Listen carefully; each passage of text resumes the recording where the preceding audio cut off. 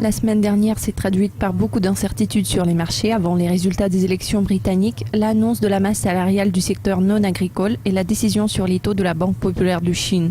Nous allons analyser l'impact de ces nouvelles sur les marchés forex et le marché des matières premières. Je suis Louise McCauley, vous regardez Dukascopy TV. Voici l'aperçu du marché en association avec investing.com. La livre sterling s'est renforcée contre le dollar vendredi pour atteindre son plus haut depuis la fin février à 1,5521. La hausse journalière a constitué 1,39%. L'euro sterling a clôturé en baisse de 1,85% à la marque de 1,5521.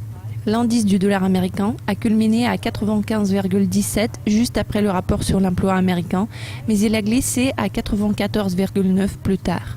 Dans l'ensemble, l'indice a enregistré sa quatrième baisse hebdomadaire consécutive de 0,57%.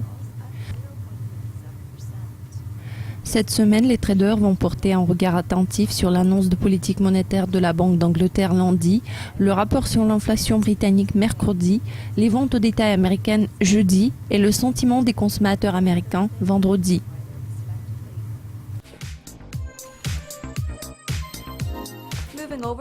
Passons au marché des matières premières. Les prix de l'or ont progressé vendredi dernier, mais ils ont ralenti pendant les échanges asiatiques lundi, après que la Banque populaire de Chine a abaissé ses taux d'intérêt pour la troisième fois en moins de 6 mois à 5,10%.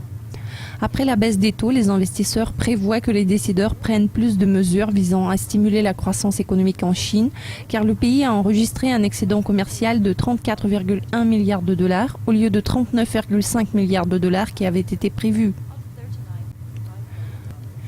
Sur le COMEX, les contrats à terme sur l'or pour livraison en juin ont perdu 0,08% pour s'établir à 1188 $ l'once 3.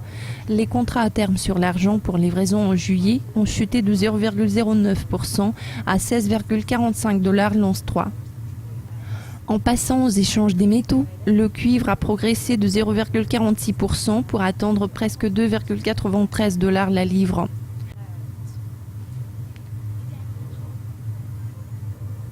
Les cours à terme du pétrole brut sont restés presque inchangés lundi. Le pétrole brut Brent pour livraison en juin a baissé de 3 centimes à 65,36 $ le baril avant 4 heures du matin lundi, après une baisse de 1,6% la semaine dernière. Le WTI pour livraison en juin a rompu son cycle positif de 8 semaines et a chuté de 12 centimes à 59,27 $ le baril. En ce qui concerne la baisse des taux en Chine, Rick Spooner de CMC Markets a dit « Le stimulus est probablement considéré comme aidant à adoucir la baisse plutôt qu'à changer les choses. »